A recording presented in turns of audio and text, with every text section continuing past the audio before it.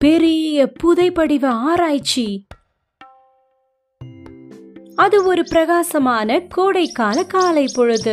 குத்துவும் கீயும் அவங்க மாமா டாக்டர் சந்திரா எப்ப வருவாரு? அங்க பாரு குத்து,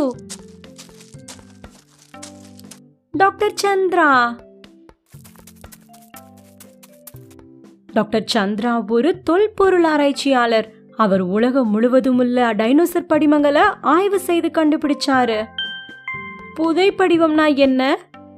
இருக்கிறது புதைப்படிவமாகும். வருடங்கள் செல்ல செல்ல அவற்றின் எலும்புகளும் எச்சங்களும் நிலத்துல ஆழமா புதைஞ்சு கடினமான பாறைகளா மாறிடும். நானும் ஒரு புதைப்படிவமாய் இருக்க விரும்புறேன்.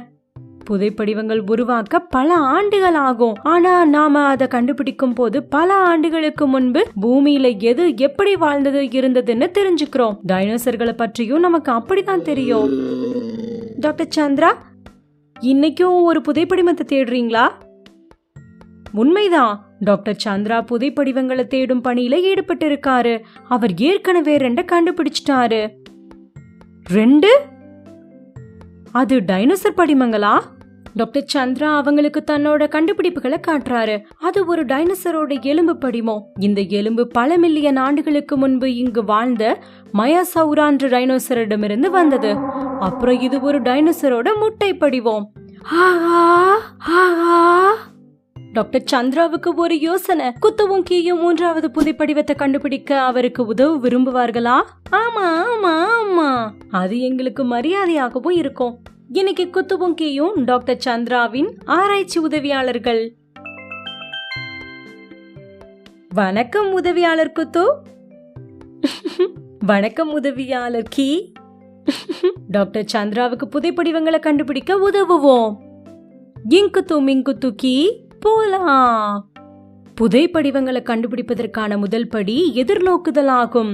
இதுலதான் புதைப்படிவமாக இருக்கக்கூடிய பாறைகளின் எந்த அடையாளத்தையும் நாம தரையில பாக்குறோம். அவரது ஆராய்ச்சியின் படி 3வது படிமம் தண்ணீருக்கு பக்கத்துல இருக்கலாம். டாக்டர் சந்திரா எங்க போவாங்க? தண்ணீர் எனக்கு தெரியும். நாம ஏரிக்கு பக்கத்துல பார்க்கலாம்.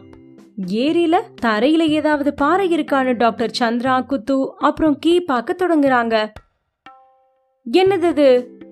குத்து ஒரு விசித்திரமான பாறைய கண்டுபிடிச்சான். அது ஒரு மேல் ஓடு குத்து, ஆனா அது படிமம் இல்ல. தொடர்ந்து தேடுவோம். ஆஹா, இது என்ன?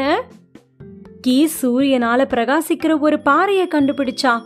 இது படிக பொருள் கொண்ட பாறை. அதன் உள்ளே படிகத்தை கொண்டுள்ளது. ஆனா இது ஒரு படிமம் அல்ல. என்னாச்சு குத்து? தடிக்கு விழுந்துட்டியா? ஆமா, அந்த பாறையில. குத்து தடிக்கு விழுந்த பாறைய கீ பார்த்தான். இந்த பாறை ஒரு புதைப்படிவமாய் இருக்க முடியுமா? டாக்டர் சந்திரா பாறைய ஆய்வு செய்யறாரு. இது ஒரு புதைப்படிவ எலும்பை போலவே கனமாயிருக்கு.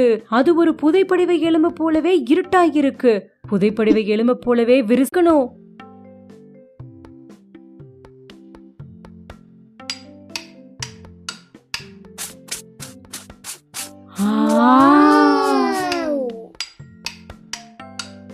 ஆஹா, இன்னும் இருக்குது. நாம் அதை செஞ்சிட்டோம் குத்து. ஆட்டம் பாட்டம் கொண்டாட்டம். டாக்டர் சந்திரா கடைசி புதைப்படிவத்தை கண்டுபிடிக்க உதவியதற்காக குத்துக்கிய நினைச்சு ரொம்ப பெருமைப்படுறாரு. புதைப்படிவத்தை கண்டுபிடிப்பதற்கான கடைசி படி அகழ்வாய்வு ஆகும். புதைப்படிமம் கவனமாக அதை சுற்றியுள்ள மண்ணுடன் அகற்றப்பட்டு அதை ஆய்வு செய்யக்கூடிய ஆய்வகத்திற்கு கொண்டு செல்லப்பட்டது. டாக்டர் சந்திரா, இது என்ன மாதிரியான படிமம்? இந்த புதைப்படிவம் இக்தியோசர் இனத்தை சேர்ந்தது. இது மில்லியன் கணக்கான ஆண்டுகளுக்கு முன்பு டைனோசர்களுடன் தண்ணீரில் வாழ்ந்த ஊர்வன வகை. அவர்கள் இதுவரை கண்டுபிடித்த புதைப்படிவங்களில் இதுதான் மிக பெரியது. ஆகா, இப்போ அந்த புதைப்படிவங்கள் எல்லாம் கண்டுபிடிச்சாச்சு.